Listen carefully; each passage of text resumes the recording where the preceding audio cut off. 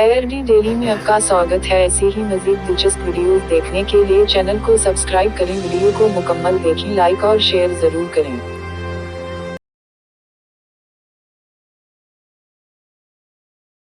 आगाज करते हैं, वही करीम है उसी के करम पर नाज करते हैं।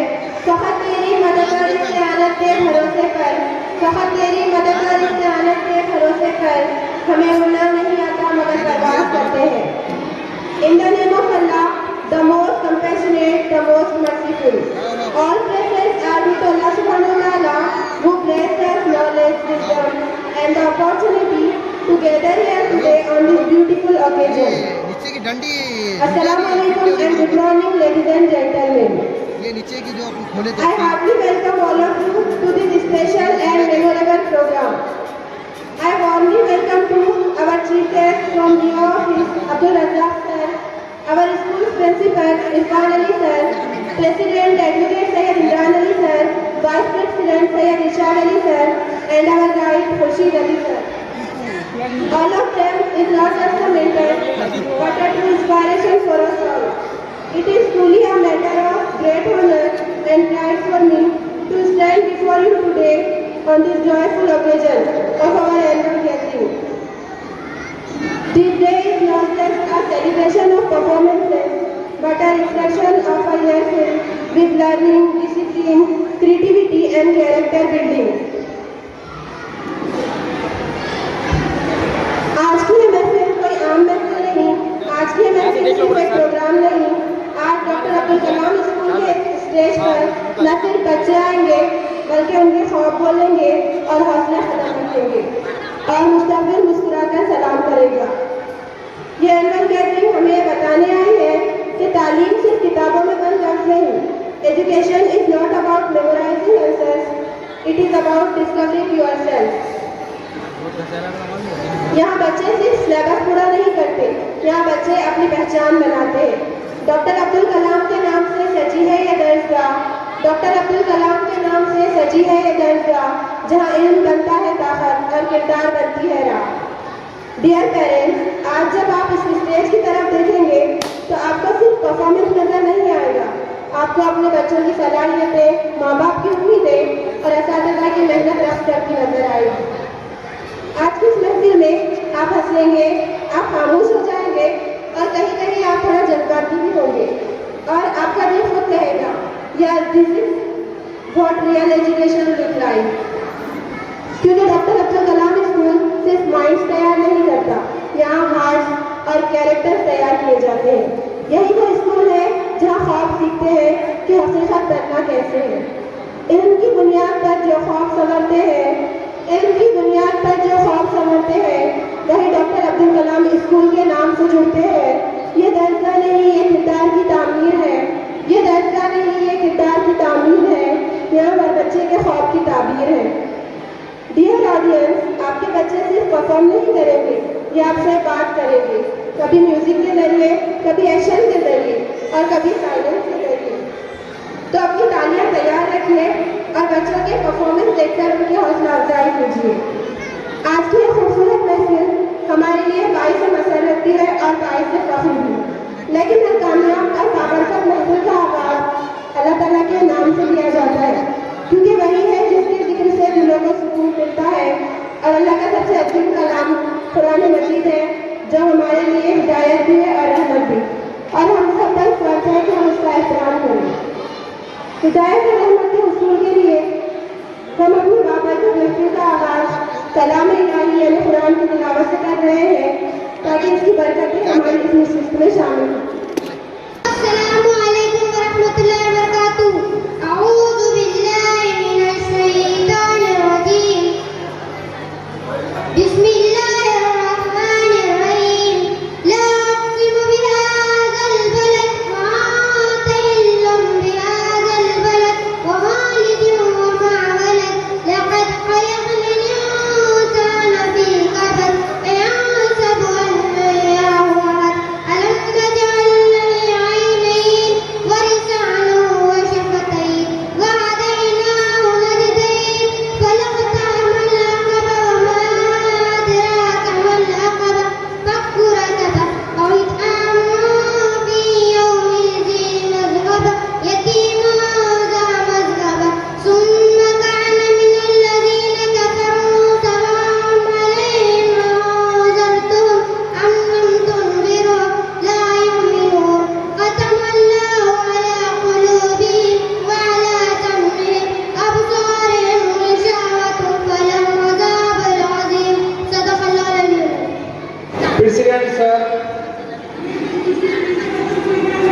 और BA ऑफिस से आए हुए हमारे मेहमान हैं BCC Razak sir, parents, teachers, अस्सलाम वालेकुम।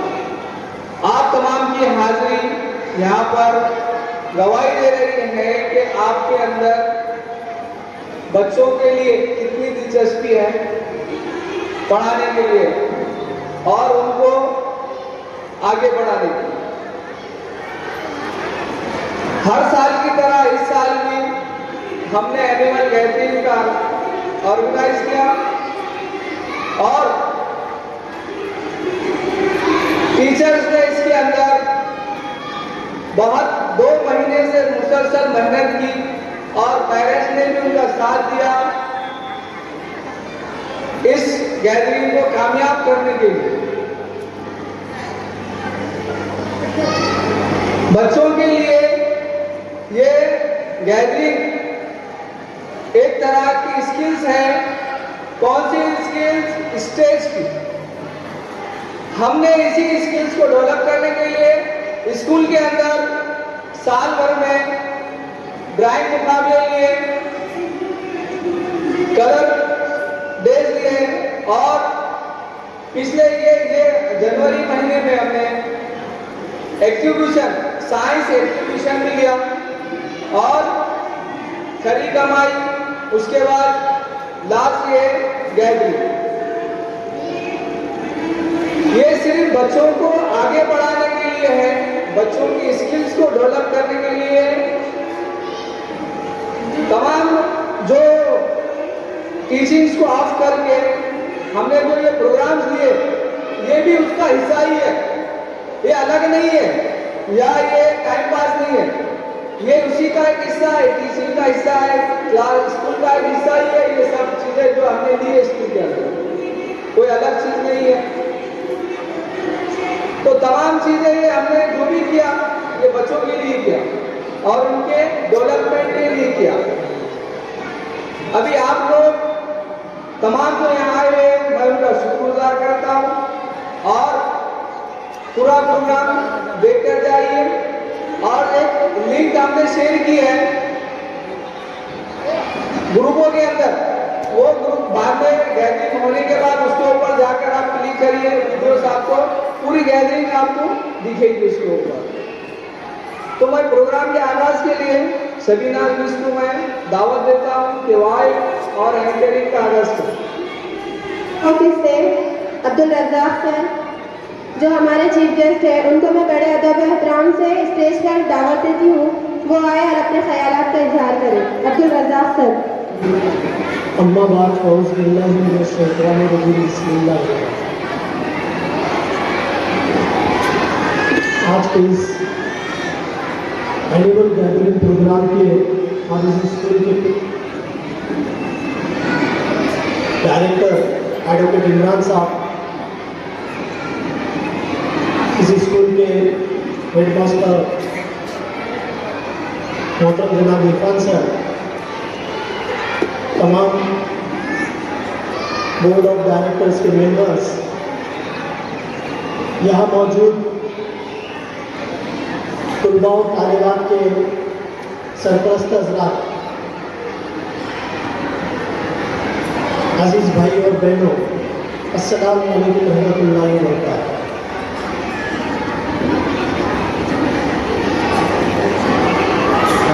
मुझे पता है कि आपको बहुत बेचैनी है, आपके नौजवानों की, आपके प्यारे बच्चों की जो तैयारी आपने कराई, उनके असातिज़ा ने कराई, बेकरारी से, बेचैनी से आप उसको देखने के मुंतज़िर हैं। लेकिन इसके पहले कुछ बातें मैं आप तक पेश करना चाहता हूँ। अभी इसलिए बड़ी अच्छी बात अपने एंकरिंग के अंदर बयान में, इंट्रोडक्शन के अंदर उन्होंने बयान करते हुए कहा था, और मैं ये समझता हूँ कि यहाँ पर कसीर तादाद में जो बहनें बैठी हुई है, उन तक ये मैसेज जाना चाहिए, उन तक ये पैगाम जाना चाहिए कि तालीम सिर्फ किताबों तक महफूज नहीं है। हकीकत में एक बहुत बड़ी, बहुत अच्छी बेहतरीन बात को मैडम ने पेश किया है आपके सामने। और ये बात एक वालिदा बहैसियत वालिदा आप लोगों को बहुत अच्छे से समझना चाहिए।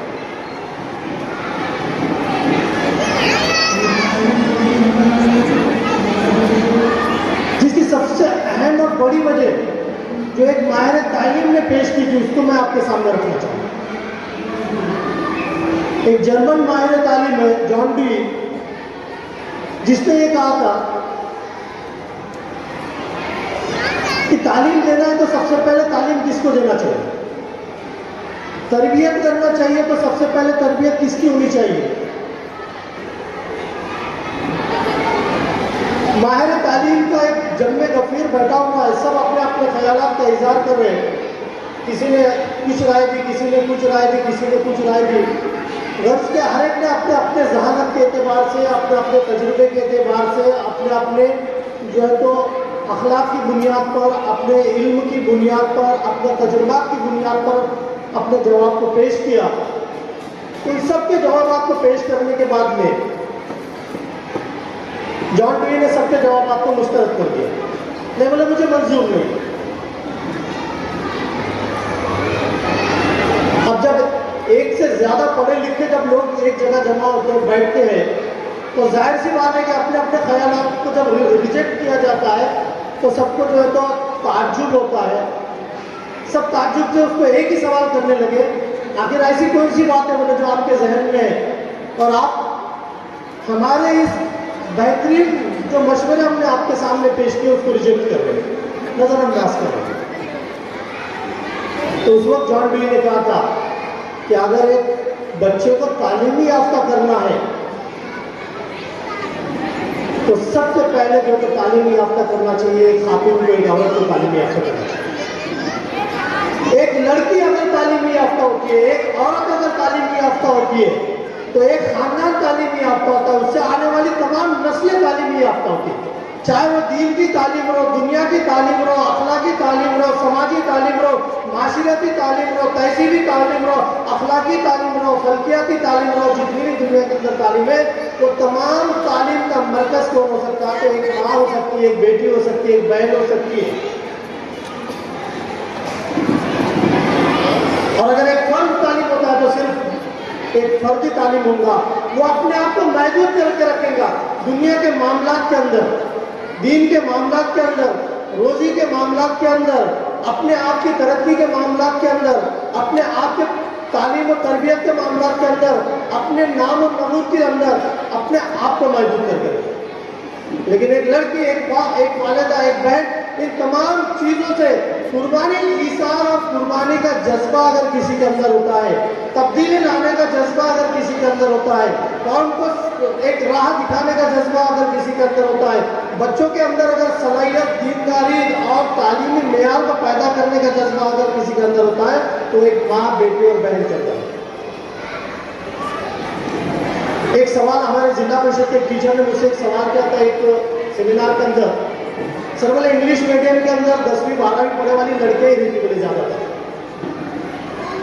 क्वालिफाइड तो टीचर रहते नहीं सर बोले वहां पर। बोला अच्छी बात है, और कुछ?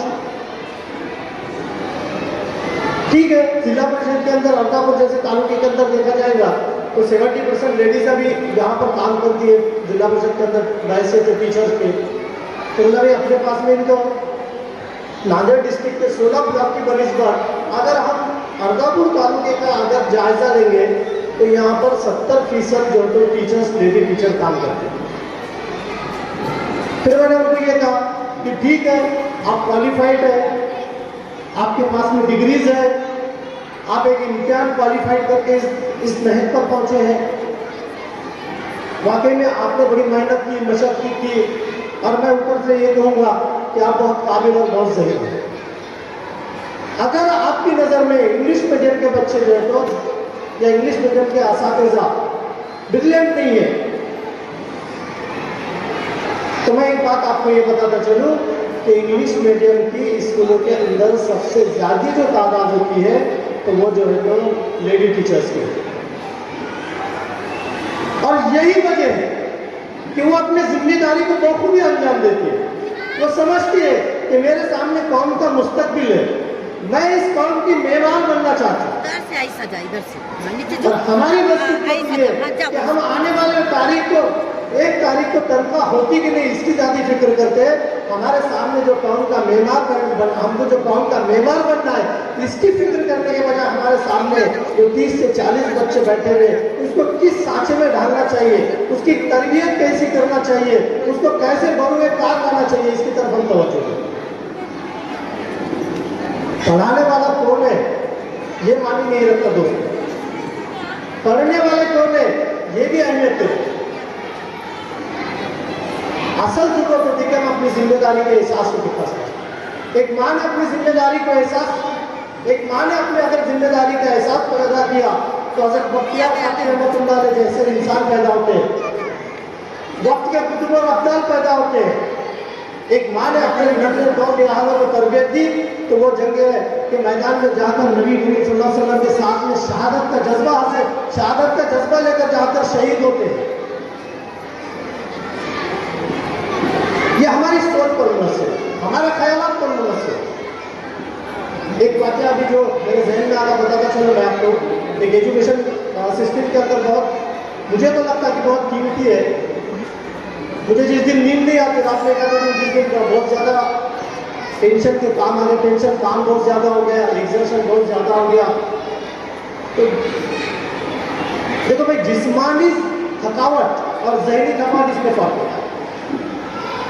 इंसान जब जिस्मानी तौर पर थक जाता है ना बहुत ज़्यादा काम करके, तो जैसे बिस्तर पे लेटता है तो सो जाता है। इसीलिए बशीर भट्ट ने कहा था ना, सो जाते हैं फुटपाथ पर अखबार बिछाकर, मजदूरों के बारे में कहा था बशीर भट्ट ने, सो जाते हैं जो फुटपाथ पर अखबार बिछाकर वो लोग कभी नींद की गोली नहीं खाते। जो मेहनत मजदूरी मशक्कत करते हैं, चाहे माँ बहने हो या चाहे मेरे भाई और मेरे जो बुजुर्ग हजरात हो, मेहनत करने के बाद में सुकून की नींद आ जाती। लेकिन जब जहनी तौर पर हम बहुत ज़्यादा थक जाते हैं तो नींद नहीं आती। अब देखेंगे आपने जितने भी पढ़े लिखे लोग हैं, डॉक्टर है, क्वालिफाइड है, हजारों लाखों लोगों का इलाज कर रहा है, लेकिन रात में वो नींद की गोली खाकर सोता है। अब मुझे भी एक दिन नींद, अभी 1 महीने पहले की बात है, मुझे भी जिस दिन काम बहुत ज़्यादा हो गया, नींद नहीं आ रही, क्या करें, तो मेरे पास मैं नींद की गोली मैं तो नहीं खाता लगातार में, लेकिन मैं एक काम करता हूँ, नींद आने का एक इलाज, बेहतरीन इलाज मेरे पास है, और मैं चाहता हूँ कि ये मैसेज आप तक भी पहुँचे। 2 इलाज है बेहतरीन, बहुत अच्छे इलाज है।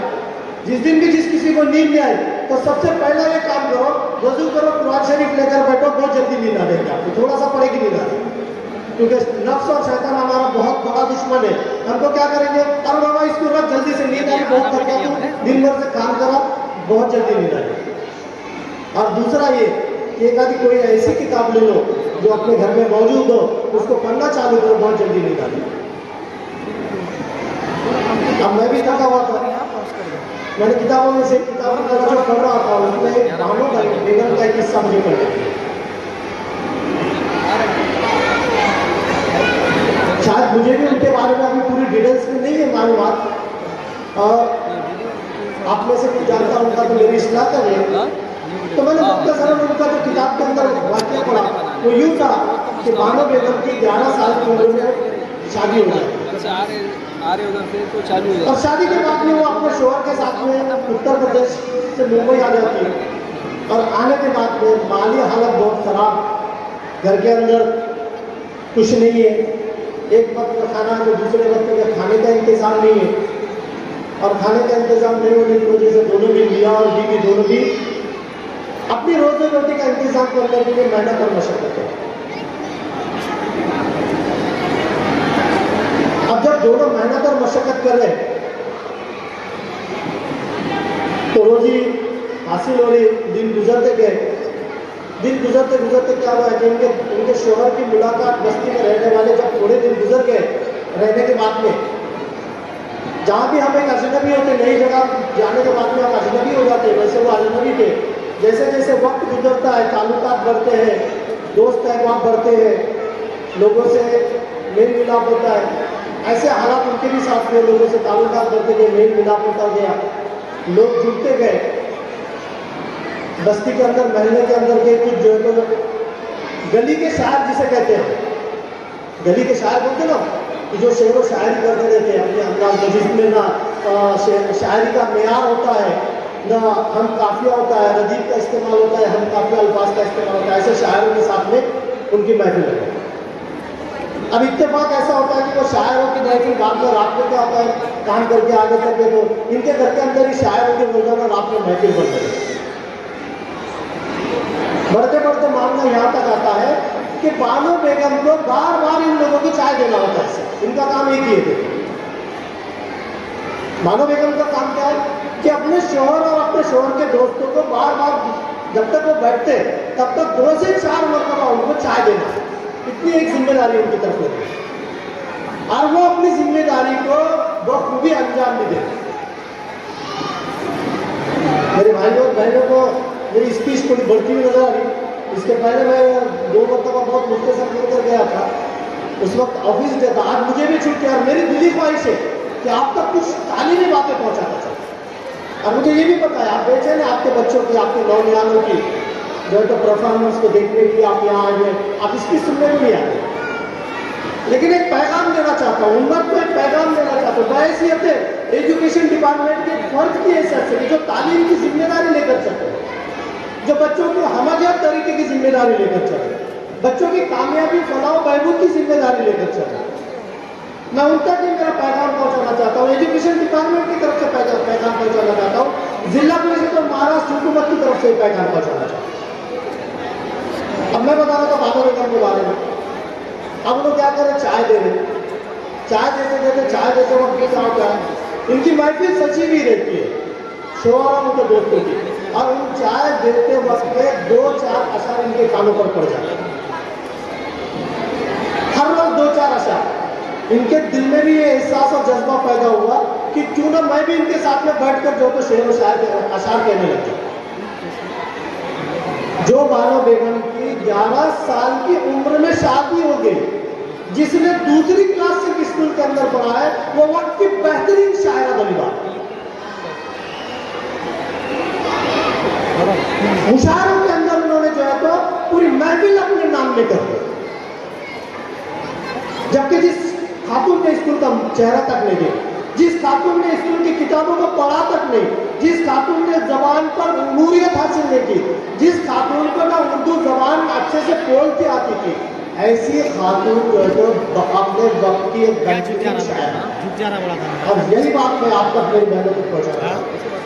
अगर आप दिल में आज़म कर ले, दिल में इरादा कर ले कि मुझे मेरे नाम याद हो गई। एक बच्चे ने कहा था, एक बच्चे ने स्कूल के अंदर कहीं भी बात बता रहा हूँ मैं, बुल्ढाना डिस्ट्रिक्ट के अंदर की एक बात बताता हूँ मैं। बुल्ढाना डिस्ट्रिक्ट के अंदर एक बच्चे ने जब हमारा एक ऑफिशियल दौरा था, उसमें एक बच्चे को उर्दू स्कूल के अंदर बच्चे से पूछे बेटा तुम क्या बनना चाहते हो? हमने कहा बहुत बुजुर्ग बच्चा है। तो बच्चे ने कहा सर मैं साहबी बनना चाहता हूँ। अच्छा हाँ, अब उनका हट गया वहाँ ले लेने का, और वहाँ साहबी बनना चाहता हूँ। ओके बच्चे की तरबियत उसके वालिदा ने ऐसी की थी कि उसको सहाबी के तरीके पर डाला था। मेरे दोस्तों, मेरे भाइयों, मेरे बहनों, आज सहाबी को नहीं बन सकता कि जिस शख्सियत को, जिस रहमतुल आलमीन को हम अपनी ईमान की हालत में आंखों से नहीं देखते, तब तक हम सहाबी नहीं कहलाते। आज नबी करीम सल्लल्लाहु अलैहि वसल्लम हमारे दरमियान में मौजूद नहीं है, और अगर अपनी माँ की ये ख्वाहिश है कि मेरा बच्चा सहाबी बनना चाहता है, यकीनन वो बच्चा सहाबी तो नहीं बनेगा, लेकिन सहाबा के एक तरीकों को अपनाएगा, सहाबा के एक जो तो अमल को अपनाएगा, नबी करीम सल्लल्लाहु अलैहि वसल्लम की एक सुन्नत को अपनाएगा, दीन की एक बात को अपनाएगा, अल्लाह के अहकामात के ऊपर अपनी जिंदगी गुजारेगा, और अल्लाह के तरीके पे बताए गए तरीके पर अपनी जिंदगी को एक कामयाब और बेहतरीन इंसान की तरफ लेके जाएगा। जैसे साहबा ने सारी दुनिया के अंदर हुज्जतुल मुद्दा के नाम पर अल्लाह के नबी ने कहा था कि सारी दुनिया के अंदर फैल जाओ, दीन की तबलीग के लिए फैल जाओ, अपने फलाह व बहबूद के लिए फैल जाओ, इस्लाम की तरक्की कामयाबी के लिए फैल जाओ। और यही बात आपकी गोद से शुरू हो। बच्चों का पहला मदरसा इसीलिए सभी तालीम माहिर तालीम कहते हैं ना कि बच्चों की ये तो दर्ज का अप्रोच है कि माँ की गोद से, ये सर का होगा, माँ की गोद से बच्चा समझता है, स्टेट पे है कि नहीं, और आए तरक्की के मंजिलों को तय करता है। आदमी मोबाइल कैसे लीजिए मुख्तसर में एक बात का और एक रिक्वेस्ट करता हुआ कहना तो बहुत कुछ का मैं बताया कि आज मैं बहुत फ्री हुआ कि कुछ काम नहीं था और ख्वाहिशें नहीं थी जैसे पेरेंट्स मीटिंग के अंदर हमको बोलने का बहुत बोलना पड़ता है। तो मैं सोचा था चलो एक मेरी पेरेंट्स मीटिंग हो जाएंगी इस एनुअल गैदरिंग की नौयत से, लेकिन मुझे पता है आपको जिस चीज़ की बेचेंगे इसमें मैं आपके सामने अपने अल्फाज को मुख्तसर करता हुआ एक बात की सिर्फ दरख्वास्त करता हूँ आपसे कि आपके सामने अभी जो जो लोग यहाँ पर अपना परफॉर्मेंस पेश करेंगे, अपनी सलाहियतों को पेश करेंगे, अपने असातिज़ा की मेहनत का एक आईना आपके सामने पेश करेंगे, अपने इदारे के कोशिशों को, अपने इदारे की जो वहाँ पर उनके साथियों के डेवलपमेंट के लिए, उनकी फलाह बहबूद तरक्की के लिए जो कोशिशें की जाती हैं उनको पेश करेंगे। तो मेरी तमाम माँ और बहनों से ये गुजारिश है, मेरे भाइयों से, बुजुर्गों से ये गुजारिश है, अक्सर मैं ये देखा हूँ जिला परिषद के स्कूलों के अंदर में और प्राइवेट स्कूलों के अंदर का एक मवासला आपके सामने पेश कर रहा हूँ। जिला परिषद के स्कूलों के अंदर, जिला परिषद के स्कूल ज़्यादातर 99% देहातों के अंदर है और देहातों के अंदर का जो माहौल मैं आपके सामने पेश करना चाहता हूँ वो ये है कि जब उनके सामने बच्चा परफॉर्मेंस करता है तो उनको लगता है कि हर बच्चा मेरा बच्चा और उसको उसकी सलाहियत पर वो उसकी हौसला अफजाई है। लेकिन शहरों के अंदर अभी एक हफ्ता पहले आदर्श स्कूल के अंदर भी ये बात मुझे देखने को मिली। नया आबादी की स्कूल के अंदर, जिला परिषद नया आबादी के स्कूल के अंदर में, शहर में स्कूल में स्पेशल स्कूल साधन वहाँ पर भी ये बात देखने को मिली। वालिदैन सिर्फ और सिर्फ अपने बच्चों और अपने रिश्तेदारों की हौसला अफजाई। बच्चा चाहे आपका हो, बच्चा चाहे किसी का भी हो। जैसा मैं एक स्कूल लेकर चल रहा हूँ कि तालुके के अंदर, उर्दू स्कूलों के अंदर पढ़ने वाला हर बच्चा मेरा अपना जाती बच्चा है और मैं मेरे बच्चे की जैसे फिक्र करता हूँ तालीम की, वैसे मुझे जिला परिषद चाहे प्राइवेट स्कूल हो, जिला परिषद का हो, नगर परिषद का हो, अनुदानित हो, बिना अनुदानित हो, सेल्फ फाइनेंस का हो, हर स्कूल का बच्चा मेरा अपना बच्चा है। मैं जैसे अपने बच्चे की तालीम की फिक्र करता हूँ, मेरा दिल ये चाहता है, मेरा जमीन ये गवाह देता है कि मैं वैसे हर स्कूल के हर क्लास के बच्चे की फिक्र करूँ। और यही मैं आपसे रिक्वेस्ट करना चाहता हूँ कि आप अपने बच्चों के अलावा हर स्टेज पे आने वाले बच्चे के परफॉर्मेंस का हौसला अफजाई करें, उसकी सलाहियतों को, उसकी सलाहियतों को आप जो है तो अपनी तालियों से, अपनी दुआओं से और अपनी बेपनाह मोहब्बत का इज़हार करते हुए उसकी हौसला अफजाई करें। इतना कहकर मैं अपनी बात को खत्म करता हूँ कि खूब किया सैर चमन फूल चूल्हे शादाब रहे, खूब किया सैर चमन फूल चूल्हे शादाब रहे, बाग बा जाता हूँ मैं गुलशन, तेरा आबाद रहे। वाफिर दावना